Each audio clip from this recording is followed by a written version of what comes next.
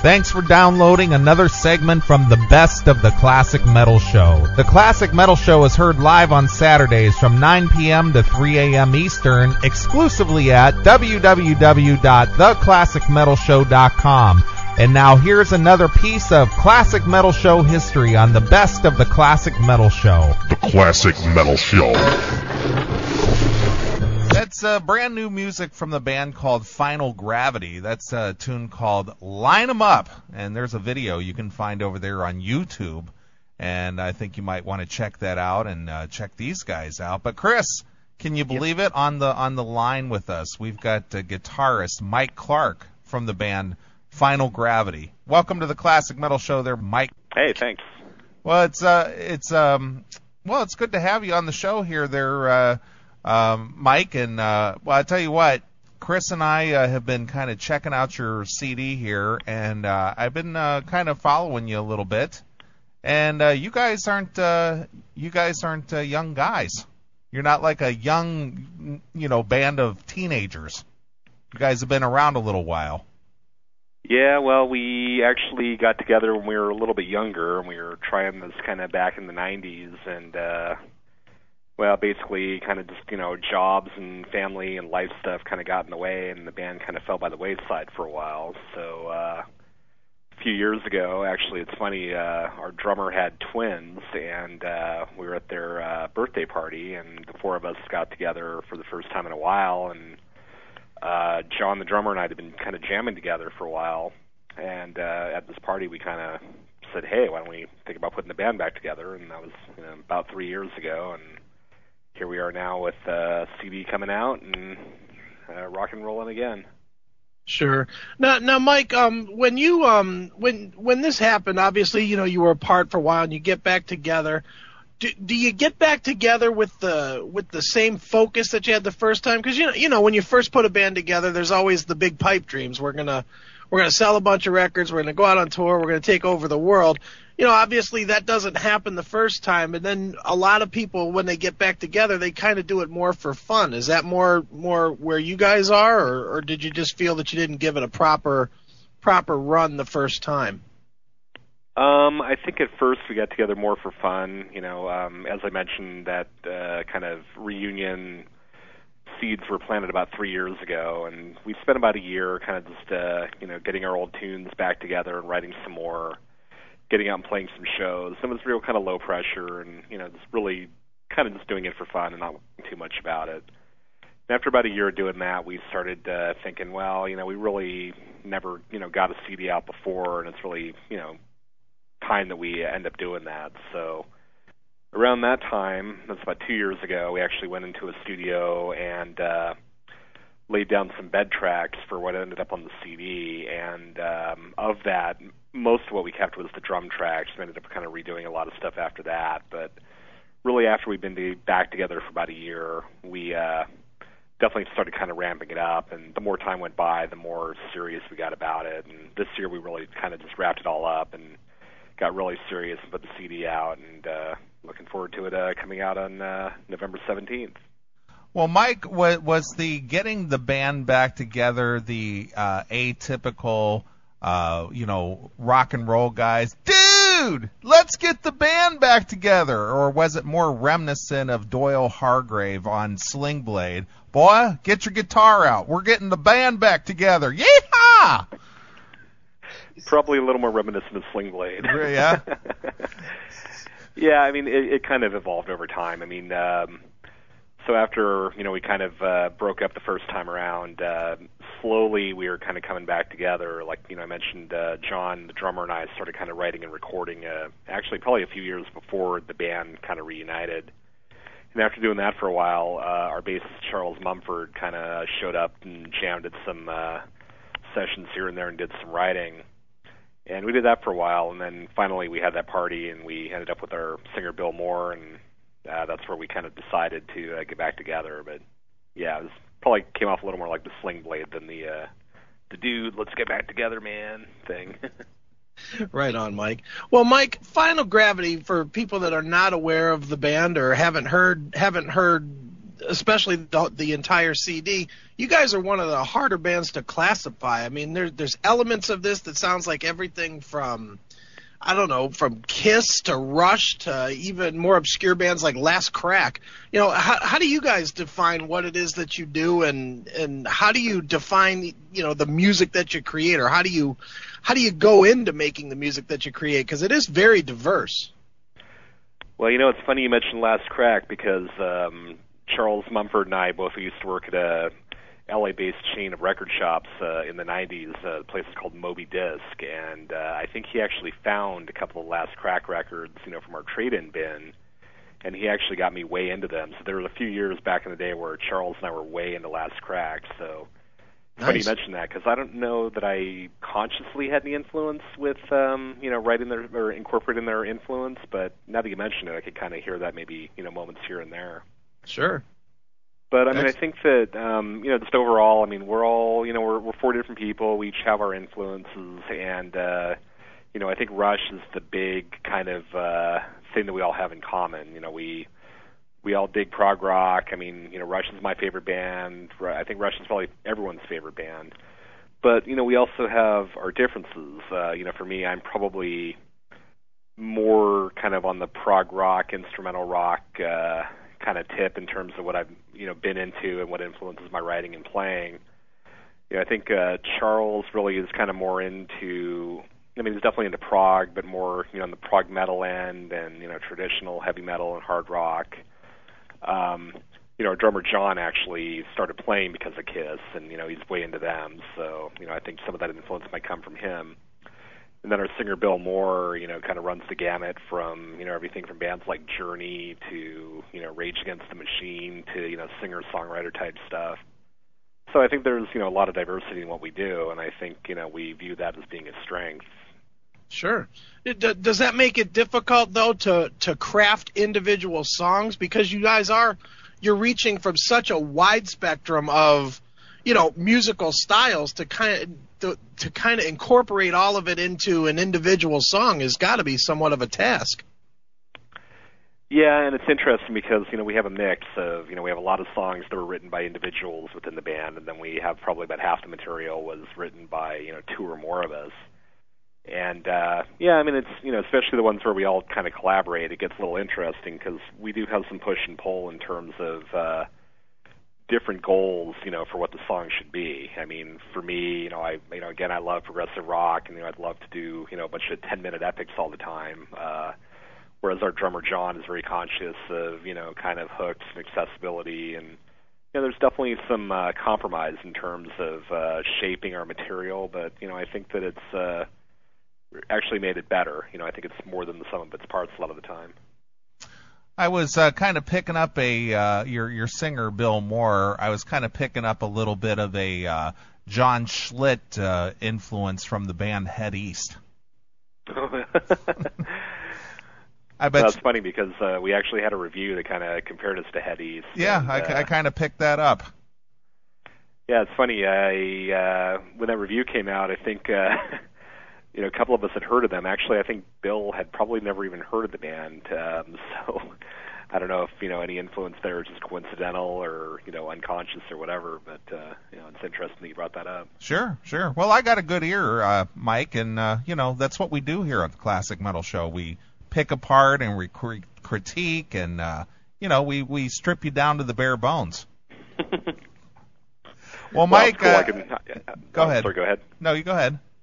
Oh, no, I was just going to say, I mean, it's cool talking to you because I can tell you guys know your stuff, and, you know, I love talking about influences, different bands and all that. So, well, Mike, it's interesting hearing us from a different perspective. Well, Mike, you're going to learn that we here on the Classic Metal Show, we are going to be pretty much the best you're ever going to do. So, you know, our fans know we're the best, and usually our guests learn we're the best, and, you know, that's how it goes. Cool. Well, I am rapidly learning that fact. well, Mike, but seriously, I noticed that you like to go on a little bit of a political bent with some of your music, and obviously we played the Line 'Em Up song here at the beginning of this interview, and I watched the video, and you know, I get the railing against the government and the corporate corruption, and as with all, music that rails against the big government and the rich, there's always got to be the downtrodden and the poor included, like, Bret Michaels' Something to Believe In from Poison, But I guess what I'm trying to drive at is I'm trying to figure out where you stand on a political level. I mean, what do you think of this phenomenal Obama administration we have in the office right now? Well, I think that when the administration came in, I think there was a lot of hope that things were going to change, and I think, we're about 9 or 10 months into the administration, and so far I'm pretty incredibly disappointed. I feel like not a whole lot has been done. Sure.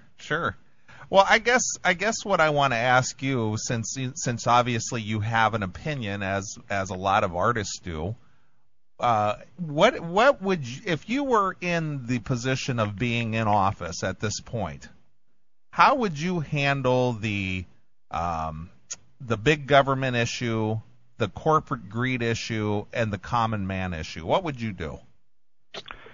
Well, I think I would first issue an executive order that every American citizen is required to buy a copy of the Final Gravity CD. Okay, there's a stimulus involved here. Go ahead. Yes, absolutely. That would help the economy. It would allow us to bring back record shops because it would just be too hard online to deliver all those CDs. So, seriously, it's interesting question about what I would do.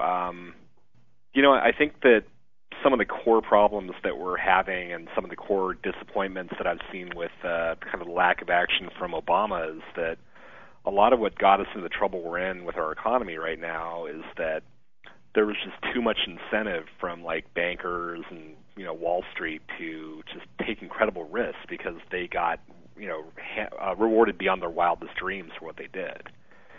So there's been a lot of talk about pay and controlling pay, and the only action on that has really been occurring lately with firms that were bailed out, where executives are going to have their pay cut considerably. But I don't quite know the answer in terms of making it a law in terms of regulating pay. But there's got to be some way that we can reduce the incentive and change it so that these companies will actually make decisions based upon the long-term good of their companies and their clients and everything.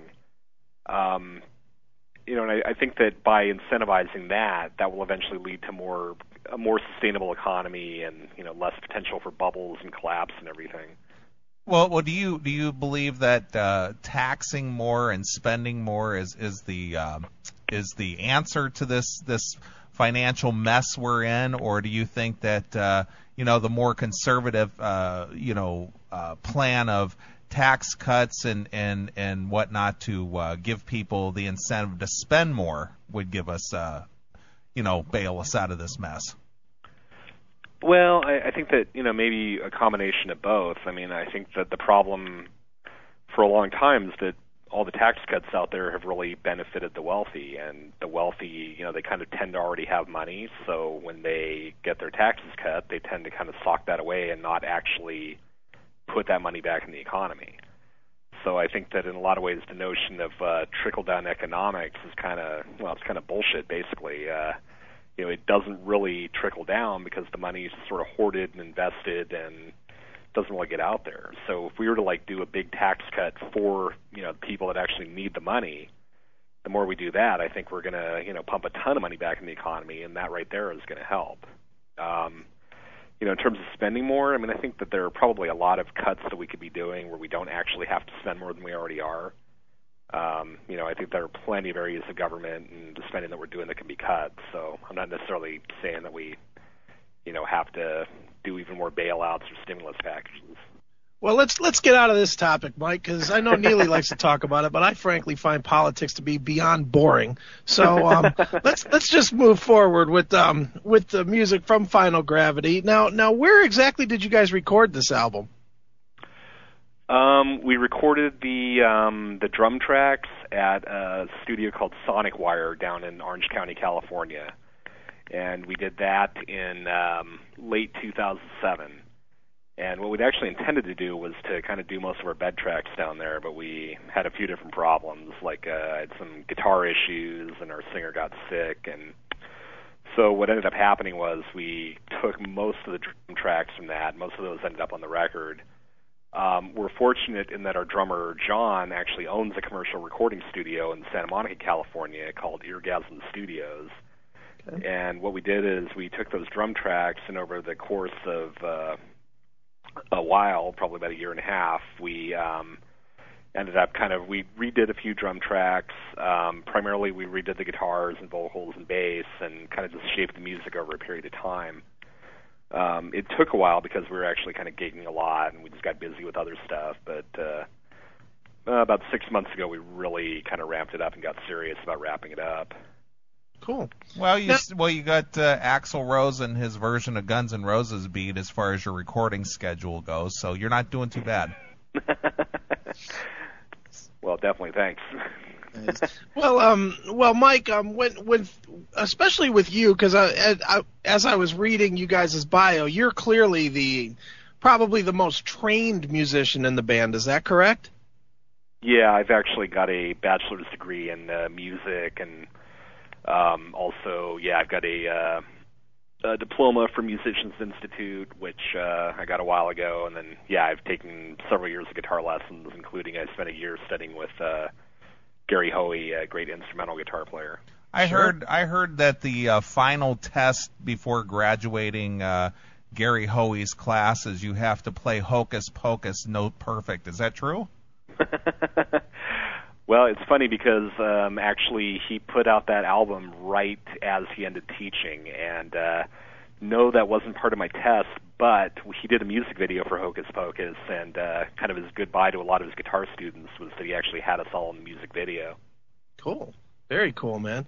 Well, dude, as an accomplished, a more school-trained, accomplished musician, is it harder for you to go in and not be super picky with every note that is laid down to track, or do you find that you still have the ability to kind of go in and lay down just raw tracks sometimes because it fits the scope of the songs that you're creating? You know, I think my inclination is to be real picky about stuff, but I did my best to let go of that on a few tracks. A good example is our song Be Not Afraid. We just kind of went in and set up, and we actually pretty much played that just live in the studio. So what you hear on the album is pretty much a live recording with a few overdubs on there. And, so there are a couple of parts that are kind of raw and a little bit sloppy and all that, but it actually added to the energy of the song. And so even though I really wanted to redo some of the little mistakes on there, I just decided that it was better to kind of keep the personality in there and have that energy. Sure. Well, Mike, let me ask you, how important is the auto-tune to the band Final Gravity? Well, we've used it here and there. I mean, we try not to use it too much, but especially on some of my backing vocals, I probably had to correct them a little more than I would have liked. Okay, Mike. Well, we're just pulling your leg a little bit, but we dig the disc here on the Classic Metal Show, and it's always good to connect with some Southern California rocker dudes, and you guys play around the Southern California area, most, I'm assuming, but do you plan on, getting out across the country a little bit, or have you guys? We are definitely planning on it. Unfortunately, we don't have anything definite yet, but we're looking to get something kind of regional or national going in the first half of next year, so stay tuned. Any info on that will be posted up on our website, which is www.finalgravityband.com, so keep an eye out. Excellent. All right, cool. Well, you guys are self-promoters, self-producers, self-recording, got your own videos, so you're grassroots kind of guys. Yeah, definitely. Cool. All right, well, go over and check them out, as Mike said, finalgravityband.com, and you can read all about the band and check out their calendar and see their videos and buy the CD and stimulate the economy, because President Mike here, he wouldn't mind putting a little coin in his pocket. All right, Mike, Definitely. Well, we appreciate you taking a few minutes to talk to us here on the Classic Metal Show. Is there anything about the CD or the band or something you want the fans to know that we didn't touch on here? Well, yeah, I'd say, I think that the cool thing with the CD is that it is kind of hard to categorize, and, I would recommend, actually, all the tunes are available for preview on iTunes right now, so, check a little snippet of everything, and, I think that there are moments for everyone on there, so I'd really encourage people to kind of explore, and, I think that, a lot of people will be able to find things to like about, at least a few of our songs. So, I definitely encourage exploration and, hope people will be happy with what they hear. Excellent, Mike. All right, Mike. Well, again, we appreciate you taking the time. And since you live there in Southern California, I'm sure you're no stranger to the Hollywood scene over there. But we always ask our guests the traditional classic metal show question. How has Lemmy from Motorhead influenced your career? Well, I mean, I don't know. He hasn't directly influenced my career too much. I mean, it's funny. I've seen Motorhead live a few times, and I definitely kind of dig the energy of what they do. I mean, I think they're a completely different band from Final Gravity, but I think that definitely Lemmy and Motorhead. They have an energy and an intensity that in some ways in our own music we like to emulate. But it's funny because they're pretty far from, I think, the sound that we have. Well, there's an idea for you. Next time you record a new CD, inject a little Motorhead. I will definitely keep that in mind. All right, Mike. Well, we always let the artist pick a closing song. So what should we play, and maybe tell us a story about it? Well, I would have you play the song Phoenix. Phoenix actually was written right before the band got back together. It was actually a little thing that John and I were working on. It actually, a couple of years before the band got back together, I went through some real kind of heavy personal stuff with my family and everything, and it really kind of just brought me down for a while. And basically, as that stuff began to get better, around the same time, I was sort of getting more into, the music writing with John. And the idea of the song is that, sometimes when you're going through a hard time, you just end up kind of low, and it's really hard to get out of it. And sometimes you just need something dramatic to change to kind of snap out of it. So the song is really kind of about, equating that time with the myth of the Phoenix, where the Phoenix basically lives for a while, and then it just dies, and it's instantaneously reborn. And that was kind of how I felt at the time, because I'd really kind of just snapped out of this really bad period in my life. And, it's great to be doing it with the band because, in a way, the band has been resurrected as well. And, I'm really happy to be putting the CD out and putting the music out for people to hear after all this time. So, I think that is the one that I would pick for you to play. All right, excellent. Well, here it is. This is the Phoenix rising out of the ashes. It's Final Gravity exclusively here on your Classic Metal Show. Thanks for checking out the best of the Classic Metal Show. You can tune into the Classic Metal Show live every Saturday night from 9 p.m. to 3 a.m. Eastern, exclusively at www.theclassicmetalshow.com. Classic Metal Show.